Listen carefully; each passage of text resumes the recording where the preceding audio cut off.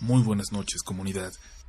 El que vamos a tocar hoy, es un tema que habían solicitado mucho y nos dimos a la tarea de recopilar algunas de las historias más aterradoras que nos han llegado por parte de militares, no solo en México como vamos a escuchar a continuación. También más adelante les presentaremos la historia de un seguidor de este canal que peleó por el ejército de Estados Unidos en el Medio Oriente. Pero empezamos hoy con los de aquí. Recuerden que por la delicada naturaleza de los sucesos que vamos a relatar, no podemos incluir los nombres reales ni las ubicaciones exactas donde ocurren estas historias, aunque en varias de ellas, los autores sí las han compartido. ¿Están listos? Esta es la última oportunidad para pausar este video e irte a ver otra cosa, si quieres dormir tranquilo. ¿No? ¿Siguen aquí? Muy bien. Bajo su propio riesgo, están escuchando Relatos de la Noche.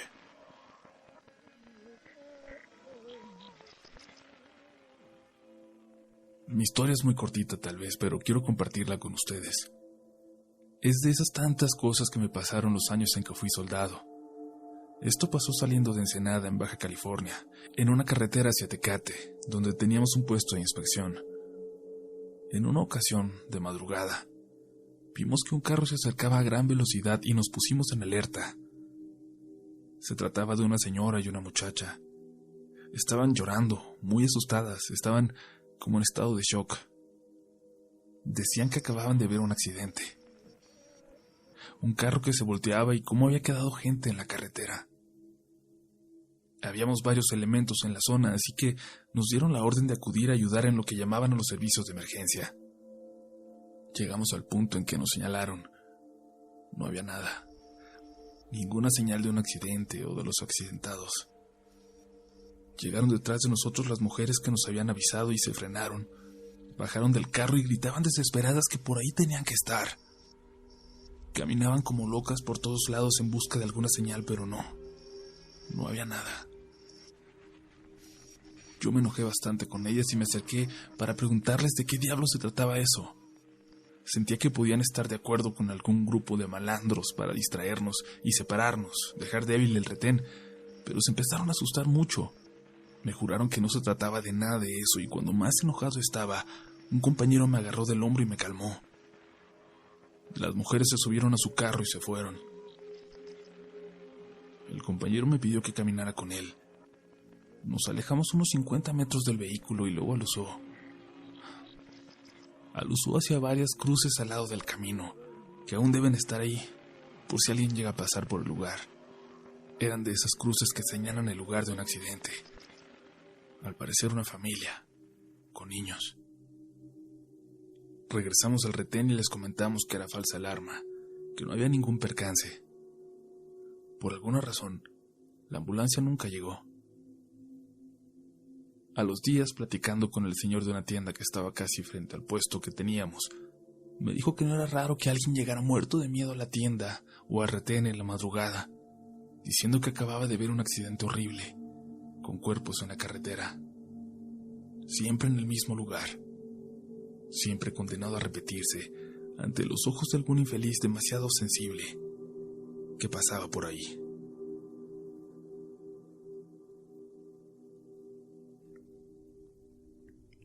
Andábamos haciendo un patrullaje entre la sierra de dos estados mexicanos que ya parecen desbordados por el narco. Sin embargo, en aquel momento, y en aquella zona en la que nos habían apuntalado, estábamos relativamente tranquilos. Un señor bastante rico y poderoso tenía una casa en el lugar más lindo de aquellas montañas por las que transitábamos, justo al terminar el camino de asfalto. Si yo pensara mal, diría que él mismo mandó construir esa carretera con dinero público cuando trabajó en el gobierno. A lo único a lo que llevaba ese camino era a su casa. Después continuaba con terracería, hacia las demás casitas asentadas más arriba en la montaña.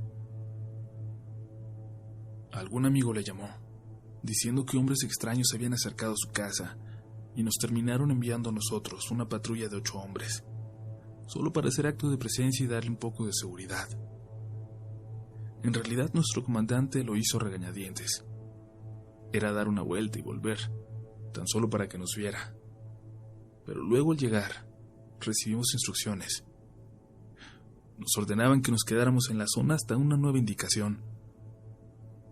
Subimos un poco más de aquella casa por el camino de terracería para ver si encontrábamos movimiento y, sobre todo, o dónde encontrar algo de comer. Pero parecía un lugar desierto. Si las pocas casillas del lugar tenían habitantes todavía, lo ocultaban muy bien. Descendimos de nuevo, y al llegar a la casa, una chica se encontraba en la puerta, al entrar a ese enorme terreno que la rodeaba. Nos hizo señas y nos acercamos. Nos dijo que podíamos comer ahí, cosa que no queríamos aceptar, pero ante la necesidad y al sentir que no había realmente algún peligro, terminamos diciendo que sí. Ya tenían lista la comida para llevárnosla. Le ayudaron a llevarla a otros 2 hombres, armados, seguramente guardaespaldas, que se acercaron a nosotros para intentar hacernos plática. ¿Ya lo escucharon ustedes?, nos preguntaron. Sin siquiera saber a qué se referían, les dijimos que no. O sea que no han notado todavía nada raro por aquí. No han entrado al bosque. Con razón andan dando vueltas tan tranquilos, dijo el más grande de ellos al irse, riéndose, pero el más joven se disculpó. Si quieren entender por qué estamos así, ahorita que terminen de comer me acompañan, por favor. Terminé de comer yo primero, y junto a otro compañero, le llamamos a ese guardia joven. Pedimos autorización para acompañarlo al interior de la propiedad y para que nos mostrara aquello que los tenía tan intranquilos. La casa estaba totalmente cerrada. Era muy lujosa, pero se veía impresionantemente protegida. Podía ser un búnker muy lujoso. La tarde ya se estaba acabando. Llegamos hasta el extremo del terreno y ahí, en medio del muro, una pequeña puertecita que daba hacia la montaña. Como era de reja, podíamos ver del otro lado, pero no parecía haber nada más que maleza. No había camino. Preguntamos por qué habían construido una puerta trasera tan inútil, pero el guardia tampoco sabía la respuesta. Estaba hecha de rejas muy gruesas. Parecía imposible también que alguien pudiera forzarla. Por aquí se salió la señora, nos dijo. ¿La señora?, pregunté. ¿De qué estás hablando? Una noche la vimos salir de la casa, caminando en su camisón. Ya estaba muy grande, ella era la mamá del patrón. Mi compañero la siguió. Yo me fui a despertar al jefe, y con él y la muchacha que les ayuda en la casa nos pusimos a buscarla. Buscamos y buscamos hasta que amaneció y nada. Ni una señal. Como si se la hubiera tragado el bosque.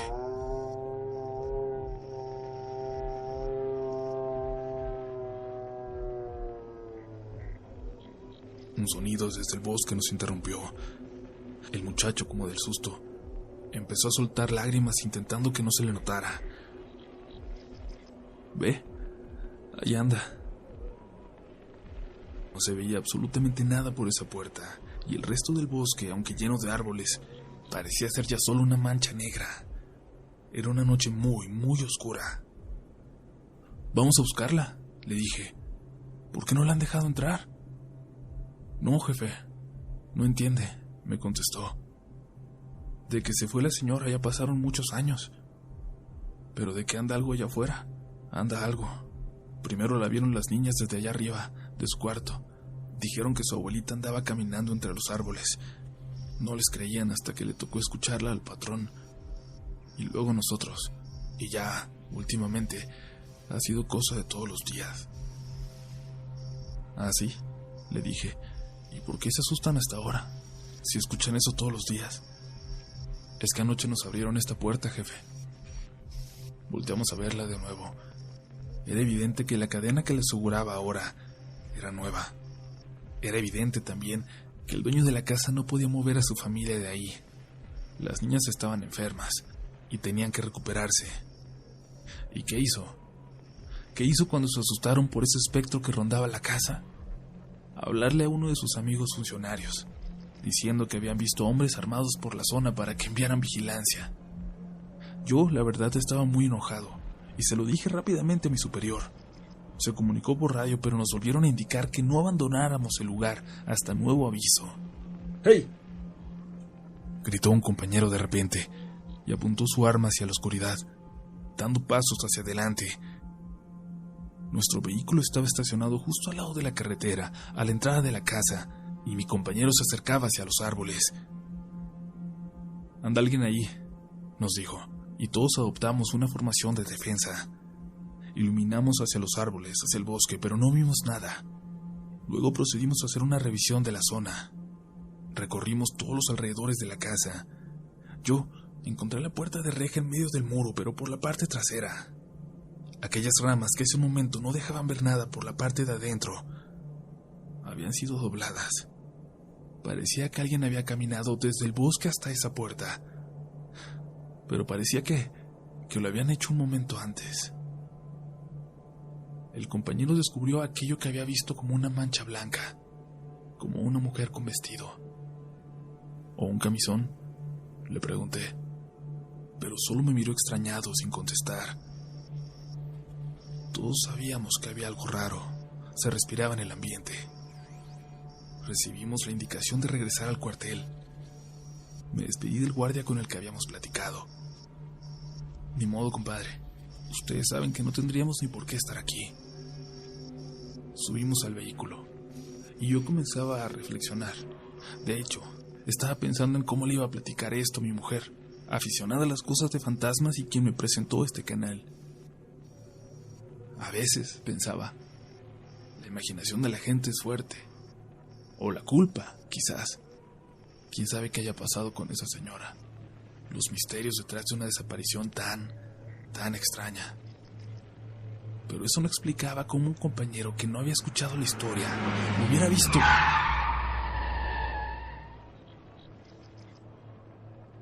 La unidad frenó de lleno y casi perdemos el control en una curva.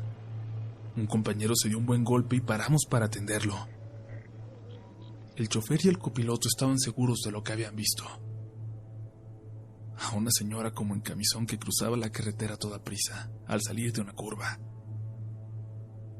Una señora que al llegar al medio de esta no se movió, pero no la atropellamos. Fue como si se hubiera sumado en el aire, como si hubiera sido un fantasma.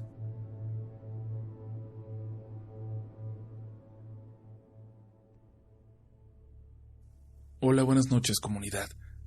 Como les comenté en mi primera publicación en este grupo, soy ex militar, y durante el tiempo que estuve en el ejército tuve varias experiencias, pero principalmente dos fueron las más fuertes y que en cierta forma me hicieron ver que sí existen energías o seres que van más allá de nuestra comprensión.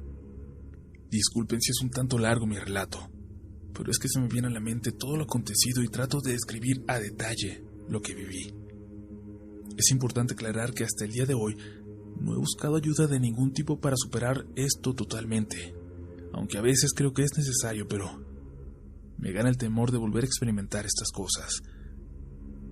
Por cuestiones de seguridad voy a omitir ciertos datos como el lugar exacto de donde ocurrió esto, o a qué batallón pertenecía y nombres de los involucrados.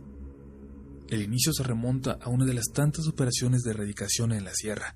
Así es como se le conoce a las operaciones llevadas a cabo para detección de plantíos, narcolaboratorios y cosas así que se ocultan en lo profundo de la sierra. Recién venía regresando de mis vacaciones, relajado, cuando nos notificaron que tendríamos que prepararnos, pues en 2 días saldríamos a la sierra de Michoacán. Nos acuartelaron desde un día antes para que no hubiera faltistas a la hora de salida, y así también para aprovechar el tiempo y tener absolutamente todo listo para el viaje. El día anterior a nuestra partida, me la pasé platicando toda la tarde y gran parte de la noche con mi camarada, mi mejor amigo, a quien le decíamos el Loco, apodo que se había ganado por su valentía en los enfrentamientos que habíamos tenido. El Loco me comentaba que esta misión le tenía un tanto nervioso. Tenía un mal presentimiento, decía, cosa que a mí me sorprendió. Él no era para nada de los que se pensaban mucho al cumplir con nuestras misiones. No demostraba temor, ni aun en los tantos momentos de apremio que habíamos pasado combatiendo a la delincuencia organizada. Dentro de las tantas cosas que me dijo esa noche antes de salir, y que tengo presente hasta el día de hoy, fue esta frase: carnalito, si algo llegara a pasarme, quiero que estés al pendiente de mis viejos. Y es que el loco era hijo único. El resto de su familia, como tíos y primos, no era muy afectiva o unida. Yo sentí un vacío en el estómago. Realmente me estaban preocupando sus palabras, porque, repito, no era algo que fuera común en él. Y creo que se dio cuenta porque sonriendo me dijo: ya, güey, no pongas esa cara, vamos a darle. Al día siguiente todo continuó con la normalidad a la que ya estábamos acostumbrados: madrugar, pasar lista y revista, abordar los vehículos y emprender el largo viaje.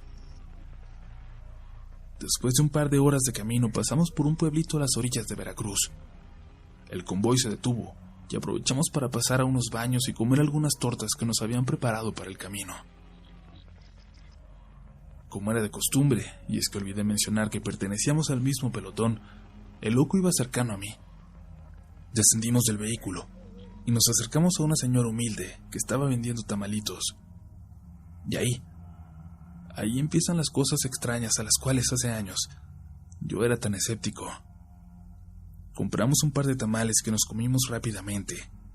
Al pagar y darle las gracias a la señora, esta nos detuvo. Nos dijo: mijos, les voy a decir algo y no quiero que se me espanten. Yo admiro y respeto mucho a nuestros soldados, y por eso me voy a tomar el atrevimiento de decirles que tengan mucho cuidado, porque uno de ustedes no va a regresar. Por favor, si pueden orar cada noche, háganlo, les hará mucha falta. Pero no teman, porque si tienen fe, Dios siempre estará con ustedes. El loco y yo solamente atinamos a mirarnos con desconcierto. A mí, lejos de agradecer por las recomendaciones de la señora, me molestó mucho el que nos lo dijera, así que solamente descargué una mirada muy pesada contra ella, y le dije a mi compañero que ya nos regresáramos al camión. Y hasta ahí el viaje se había desarrollado con cierta normalidad. Esa noche nos quedamos en Morelia, pero el loco y yo no nos pudimos sacar de la mente las palabras de la señora. Aunque ya para dormir, y para intentar dar por finalizado el tema, llegamos a la conclusión de que era solo una señora que no estaba bien de sus facultades mentales. Esa noche tuve una pesadilla, en la cual yo peleaba con un demonio. Intentaba dispararle, pero nada funcionaba. Quería gritar para pedir ayuda, pero no me salía la voz. Así estaba mi pesadilla hasta que un fuerte golpe en mi cabeza me despertó. Era mi cabo, el cual a regañadientes me dijo: deja dormir, o te vas a ganar un arresto de gratis. Después supe por otros compañeros que yo estaba como hablando en una lengua rara. O quizás estaba hablando normal, pero se me enredaba la lengua. Eso nunca lo supe. Al otro día partimos para continuar nuestro viaje a la sierra. En ese trayecto, nada más ocurrió. Todo fue tranquilo, tanto que el loco y yo ya habíamos olvidado lo acontecido con aquella señora de los tamales. Llegamos al punto donde pasaríamos la noche para comenzar a adentrarnos a la sierra, y así sucedió sin contratiempo alguno. Caminamos desde temprano, con nuestras casas de campaña y mochilas a la espalda. Así caminaríamos aproximadamente unas 6 horas más, hasta llegar a unas coordenadas que el oficial tenía para atender nuestro primer campamento. Sacamos nuestros machetes y comenzamos a limpiar el área. Se estableció el rol de guardia y nos dispusimos a descansar en nuestras casas de campaña. A mi escuadra le tocaba montar guardia de 1 a 3 de la mañana, así que decidí dormir lo antes posible. Me despertaron unos movimientos en mis pies. Era la guardia saliente, con su clásico: aliviánate, porque ya te toca montar tu guardia. Recuerdo que era una noche sumamente fría y con mucha neblina. Los puestos eran de 2 guardias por punto en el perímetro de seguridad. A mí me tocó con otro compañero al que le decíamos por su número, el 45. Él y yo llegamos a nuestro punto y relevamos a los guardias salientes y tomamos nuestra posición. Cabe mencionar que sí teníamos que estar en estado máximo de alerta, porque estábamos cerca de los caminos que, según inteligencia, utilizaban algunas células de delincuentes. Ya transcurrida aproximadamente la primera hora, y en medio de la charla con 45, noté que algo se aproximaba por una vereda que subía hacia nuestra ubicación. Rápidamente le indiqué que guardara silencio y que nos ocultáramos para averiguar de quién se trataba. Después de unos momentos de escuchar pasos, como cuando se va quebrando la hierba al avanzar, supusimos que quedaríamos cara a cara con quien se estaba acercando. Pero al cabo de unos minutos, y después de que se dejaron de escuchar estos pasos, salimos para acercarnos. Para nuestra sorpresa, no se trataba de nadie, o eso creíamos, porque al asomarnos con mayor detalle entre los arbustos, pudimos ver que lo que se asomaba era un enorme caballo negro que nos miraba fijamente.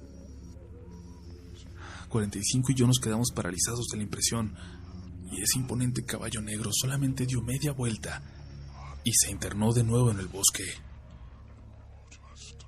Acto seguido, de esa misma dirección, escuchamos voces, como susurrando bajito. A estas alturas ya dábamos por hecho que se trataba de criminales, y ante el riesgo de una posible emboscada, dimos parte de inmediato al oficial y a todo el personal. En cuestión de segundos, todo el campamento estaba alerta y listo en su posición para repeler cualquier agresión. Así estuvimos un buen tiempo, hasta que el oficial ordenó una avanzada para averiguar de quién se trataba. Y cuando una escuadra se acercó a donde le indicamos que habíamos escuchado estos murmullos, no había más que una serie de árboles enormes y detrás de ellos un peñasco, algunos metros adelante. El oficial, molesto, tomó el hecho como un invento nuestro, ante lo cual nos ganamos un castigo, pero las peores noches aún estaban por venir. Esto era cosa de niños comparado con lo que tendríamos que vivir en días posteriores. A 45 y a mí nos castigaron por supuestamente haber despertado sin motivo el personal. El castigo que se nos aplicó fue hacer doble turno todas las noches durante una semana. Él y yo, como buenos subordinados, solamente aceptamos el castigo. La siguiente noche, en mi turno normal, me tocó en el punto junto a mi amigo, el loco. Comenzamos la guardia, hicimos un pequeño agujero en la tierra para poner brasas y recibir un poco de calor. Esto se hace con la finalidad de no encender una fogata en la noche y delatar posición ante un posible enemigo. Salió el tema lo que me había pasado la noche anterior, ante lo cual mi amigo me comentó: yo sí te creo. Pues cuando íbamos en avanzada, alcancé a escuchar lo que parecían ser personas rezando, y justo lo iba a comentar al final cuando se armó todo el relajo, cuando los castigaron.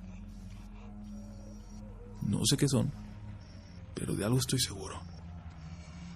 Esos sonidos no eran de este mundo.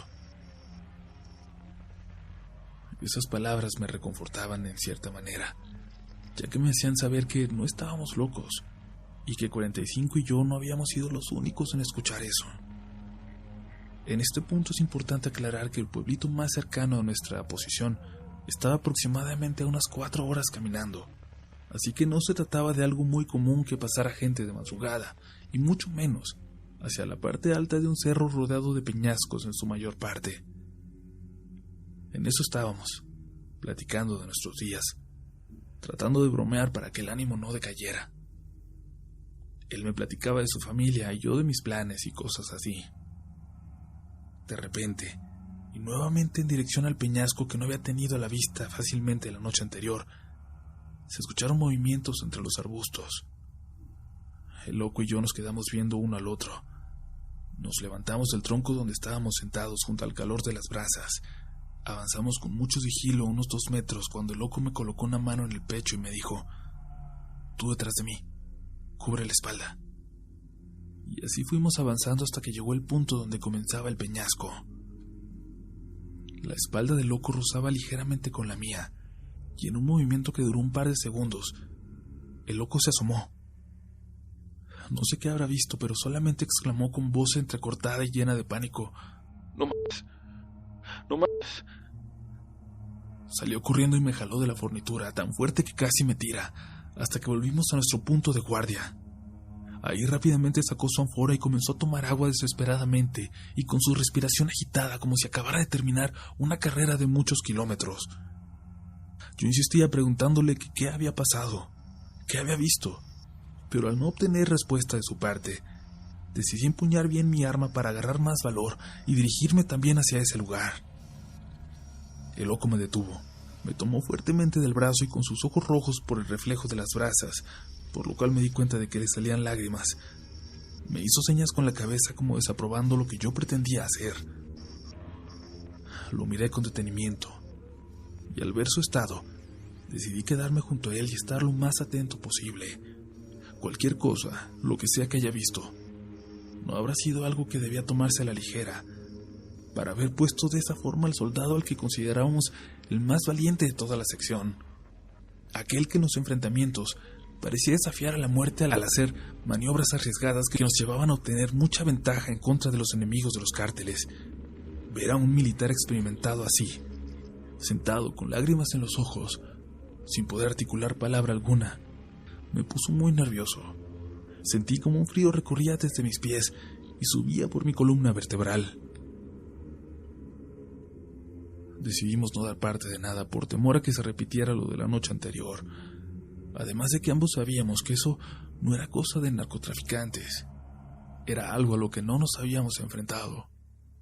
El loco continuó en el mismo estado el resto del turno, y así llegó la hora del relevo de guardia. Acompañé al loco a su casa de campaña y yo continué. Cabe recordarles que estaba castigado, y 45 igual, pero él pasó el primer turno en otro punto. Para el segundo turno, lo mandaron al mismo punto que yo. Dentro de la obvia plática que tuvimos acerca de lo que estábamos pasando, le platiqué lo que acababa de ocurrirle al loco. Me escuchó atentamente, y al finalizar mi relato de lo sucedido, solamente miró hacia el espeso monte y me dijo que a él también le acababa de ocurrir algo en el punto donde estaba. Me platicó que estaba con otro compañero platicando para combatir el sueño y estar lo más alerta posible, cuando ambos vieron cómo un animal se acercaba a lo lejos, iluminado solo por la tenue luz de la luna. 45 contaba que ese animal se les fue acercando hasta que llegó hasta ellos. Se trataba de un perro grandísimo, color negro. Un perro que tenía un tamaño que no era normal, y ellos solamente retrocedieron un poco. Decidieron quedarse inmóviles. El perro se acercó más. Tenía ojos oscuros y un hocico muy grande. El animal dio 2 vueltas alrededor de 45, y así sin más se fue de repente. Y 45 estaba muy nervioso al platicarlo. Yo no supe qué decirle, pero esta situación me preocupaba cada vez más.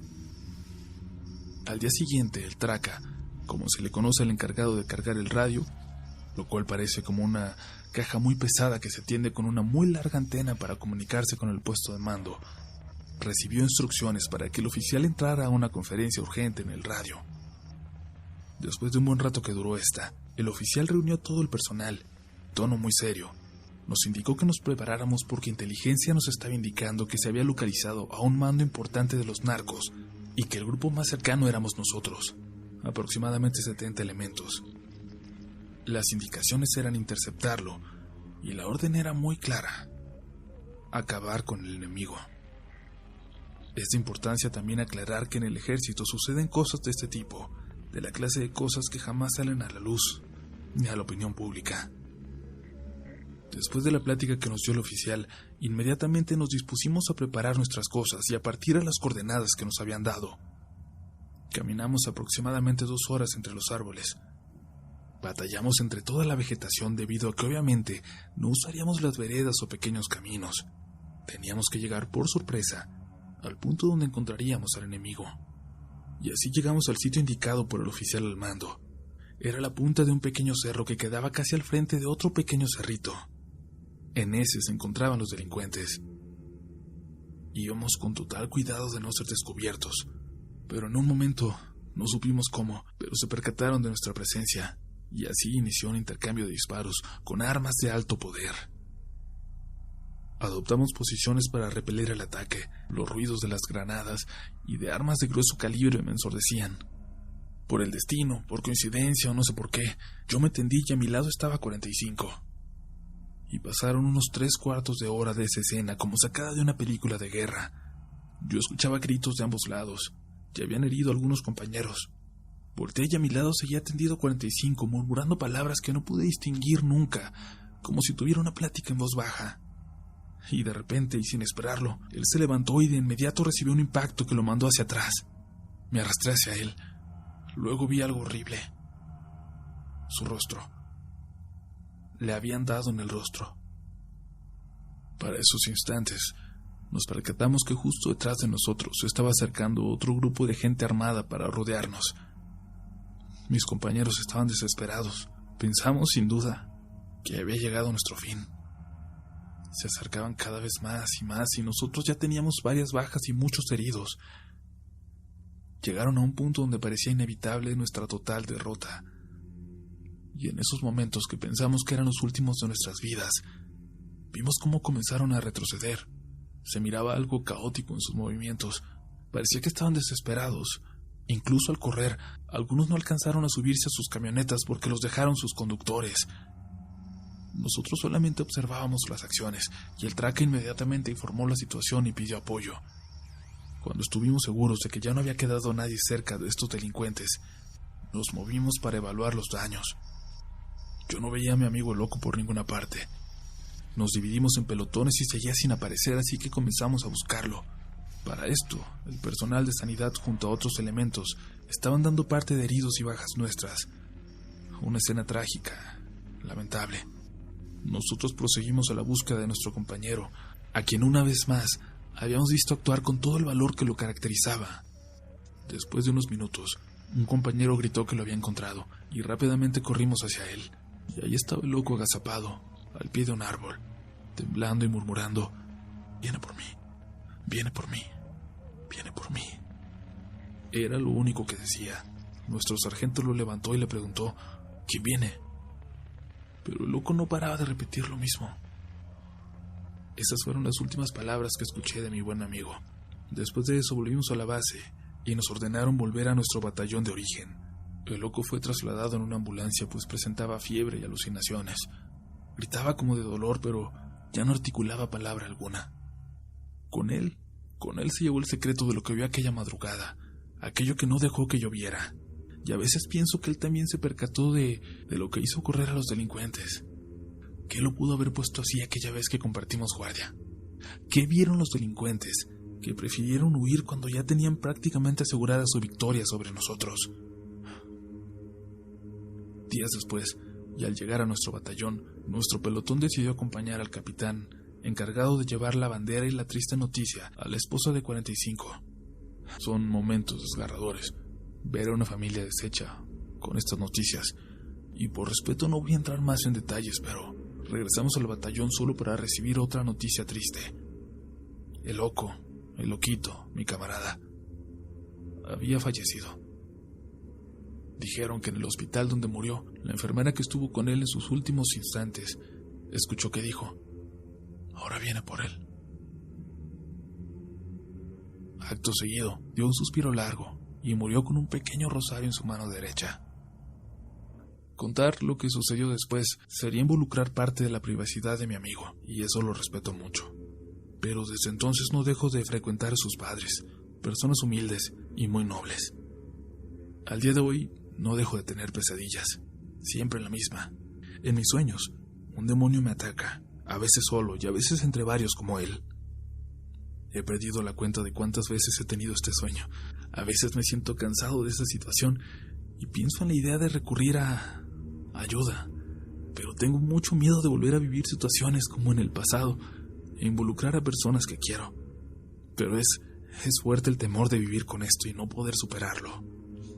Sé y tengo la impresión de que desde algún lugar mi amigo, el loco, aún me ayuda, pero me han tocado vivir un sinfín de cosas desagradables desde entonces, en el amor, la salud, la familia. como si tuviera siempre conmigo algo negativo, e incluso en las noches a veces escucho voces afuera de mi habitación, voces a las cuales casi hasta me he ido acostumbrando. Espero que el compartir mi historia me ayude a liberar un poco del peso que he cargado desde esos días. A ustedes, muchas gracias por leerme.